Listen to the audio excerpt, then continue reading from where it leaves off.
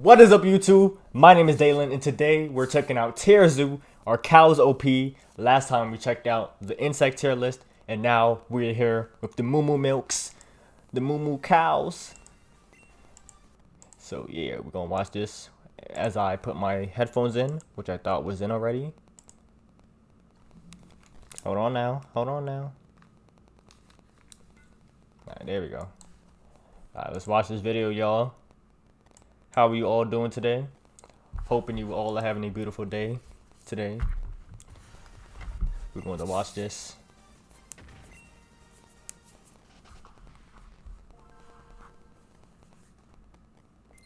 Let's see, are cows OP? I'm assuming the bull is gonna be the top of the chain. I don't know what other cows there are really, or how many cows there are. Pretty powerful in the current meta. However, I think in the case of cattle, there are a lot of other factors to make their true power level a bit less obvious. Are cattle low tier Let's hear about it. simply propped up by human activity, or are they a genuinely powerful high tier that would dominate with or without human help? Let's delve into their stats and abilities to find out. Okay. Cattle are part of a powerful faction of builds called bovines, which also includes the bison, Cape buffalo, water buffalo, and historically the auroch. While there are a few differences between them, animals are interesting. Like, I like how these birds just flew on this nigga, and this nigga just did not care at all. He's like, like what? Like literally no type of care in the world. Maybe that's how. Maybe that's like their car wash, like how they wash themselves. I don't know. They pay the birds too. It takes a lot of damage to bring them down, pretty much requiring team strats from multiple predator players at once. And unlike some other high HP builds, bovines don't just sit there eating the damage. No, they can strike back with incredible force. Their sharp, sturdy horns can inflict massive damage on anything unlucky enough to be caught in their path. Yo, that shit crazy. Which fall off and need to be regrown each year, the horns cattle have, they have year-round, always ready to wreck someone's plan of attack. Their mobility stat is kind of mid, definitely not high enough to reliably escape a predator. And their intelligence and stealth are both below average. Hey, yo, what he doing? However, neither of these stats are all that integral to the bovine build's main strategy. While lower intelligence does create a potentially exploitable vulnerability to things like traps. They got low intelligence. Hey, yo, that boy got a hump. Their resistance to distractions and intimidation tactics, it's not so low that I ain't never seen that before. Team combos. Quite the contrary, in fact. The herd defense tactics employed by a competent herd of cattle makes them borderline impossible to defeat in a group. And since they have such a high HP stat, this gives cows' teammates a lot of time to regroup and launch a Okay, that's interesting. So, high HP and low intelligence. Next, we should discuss their unique abilities and their signature combat moves. Bovines all have the ruminant ability, which enables them to gain XP and level up all just from eating grass. This might seem like a boring ability, but its usefulness is actually hard to overstate. Having this perk essentially means that one of the most abundant plants in the game becomes your main source of XP. Okay. Ruminant animals contain a 4-chamber stomach. Ruminant animals have the ability to swallow grass and later regurgitate it in the form of cud. Ruminant animals chew the cud and swallow it for further digestion. Okay, what does that mean though? What does that mean? Also, what is my internet doing? What is my internet doing? Okay. Completely removing the need to search and forage for food. This means a player doesn't need to invest evolution points into things like climbing, digging, keen eyesight, or intelligence. That's true. And can reinvest those points into other stats. They just get easy access to that food. Such a high base stat total. Cattle also push the mammal faction's signature move, lactation, to its limits. Cow milk is one of the most nutritious substances in the game and allows new cattle players to level up extremely quickly. This helps keep their offspring safe, as it means even humans drink cow milk. That milk good. Reach a size where hardly anything could realistically take them down alone. The cattle's signature move is Goring Rush, an extremely powerful head bash attack that deals heavy damage and Gosh, inflicts damn. incredible knockback, forcing the target back a good distance and also likely knocking the target prone, which allows for easy follow-up attacks. Their sharp hooves deal extra damage to prone enemies, so this straightforward combo can be devastating if it catches an opponent off guard.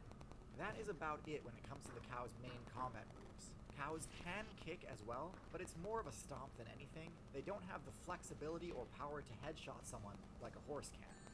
They also cannot deal damage with their bite, since they don't have upper teeth.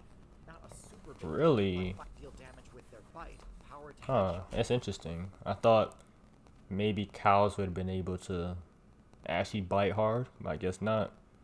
Someone like a horse can. They also cannot deal damage with their bite, since they don't have upper teeth. Not a super big deal. Oh, I didn't even know that. It is a powerful option to have in a pinch, so it's at least worth mentioning. Now, let's get into the cattle's weaknesses and counterplay. So, due to the One that cattle's is eat grass. its resistance to mental status conditions like intimidation, distraction, or trickery is reduced. Intimidation is a pretty common tactic employed by a variety of different builds, from predators to omnivores to herbivores. Intimidation is one of the most effective tactics against cattle, and can often result in a cow losing a battle that it very easily could have won if it had not been scared away. Yeah. Conversely, if a cow does decide to take the offensive, distractions can easily divert the attack. Hey, yo, that boy causing it to zesty. completely miss. While this is, of course, extremely risky, overcommitting Damn to an it. attack and whiffing Yo, can he got often- away quickly. This is, of course, extremely risky. Overcommitting to an attack and whiffing can often. Yeah, actually, I want to do the Olay thing with some bulls. I'll probably do that in one day in a video. Who Can mean knows? the difference between decisive victory and crushing defeat.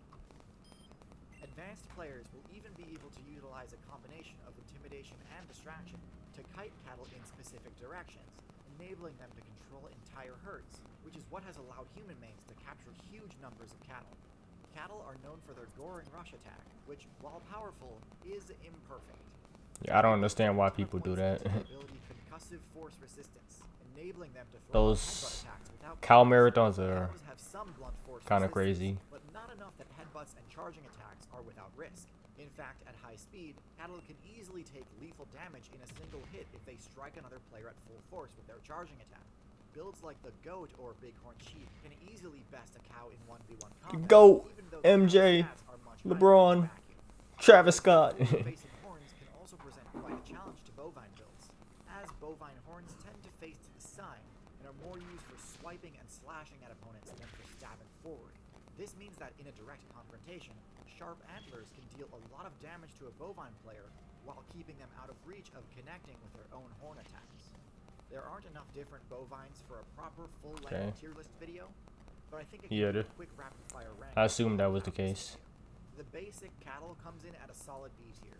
Okay. Definitely not a bad Cattle, B tier. with a lot of weaknesses that high tier builds can exploit. Their main advantage over the other, more wild cattle Makes variants sense. is that due to selective breeding by humans, the domestic cattle are actually the best in the game at milk production, and therefore their offspring level up and reach larger sizes much quicker. Definitely a much more beginner-friendly build, although at the end of your playthrough there's a good chance a human will eliminate you. Also in B tier we have the yak, a mountainous variant of the cattle that opted for slightly lower base stats in exchange for better resistance to the cold and better mobility on icy or rocky terrain. Okay. Same basic weaknesses as the common cattle, but its ability to survive the cold Himalayan mountains means that it has less natural enemies to contend with than cattle in less hostile climates do. At the bottom of A tier we have the bison. The bison are the largest. Got the bovine M bison, traded some of their power stats for extra health. the and Cycle defense. Crusher. As a result, they have shorter horns and lots of padded fur on their head, meaning that they can tank a lot more damage, but also can't deal as much damage using Gore and Rush. This can be a bit of a problem, interesting. as being able to one-hit a wolf would really help discourage aggressive teams of wolves from attacking them. Since they can't get a one-hit kill without a crit, some wolves get pretty brazen in their attacks on bison. Still, they're tied with the moose as the premier tank of the North America server, and have favorable matchups against the grizzly bear. So still definitely a solid high tier. Next Okay. in A tier we have the water buffalo, a bovine build with roughly equivalent stats to the common cattle, but with higher offensive stats and massive horns. They get a mobility bonus in shallow water, which That's a lot of power and HP. mobility is still pretty nice to have. water buffalo have to be able to fight off one of the most powerful solitary predator builds in the game, the Bengal tiger. Anything that can take on this thing has to be at least A tier. The human player base in the India server is also notably less aggressive towards bovine players, which makes them a lot more viable in that meta. But when it comes to hostile metagames, nothing compares to Africa. And despite the abundance of extremely powerful predators like the lion and hyena, and territorial giants like the rhino and elephant, the Cape Buffalo is still notorious for being one of the most dangerous builds in the game. It's one of Africa's Big Five, a status given to builds which are notoriously difficult for humans to defeat 1v1. And so I think for this reason, the African Cape Buffalo ranks first among the bovine builds, but it still doesn't quite crack S tier, mostly because it's overshadowed by the wildebeest in the African savanna meta. The wildebeest, which is not the type of buffalo, but rather is essentially an antelope with higher stats, may not be as bulky as the Cape Buffalo, but it does have a much higher base. Okay, so is it still considered in this tier list, or? From Africa's predator builds, and for punishing opponents who don't respect the wildebeest's range, leading to the wildebeest being vastly more successful than the Cape Buffalo. This level of supreme optimization is what it takes to crack S tier in the African server. Okay. Now, this doesn't mean cattle will never be S tier. In fact, I think there's a pretty strong argument to be made that prior to humans unlocking the gun. Interesting that they didn't put the bull yet. Or maybe that's a different. I don't know. I don't know too much about animals. Bison were the undisputed S tier of North America, and although they were all but annihilated from the server, their numbers are slowly but surely returning to healthy levels. It's quite an inspiring story, which you can check out right now on Curiosity.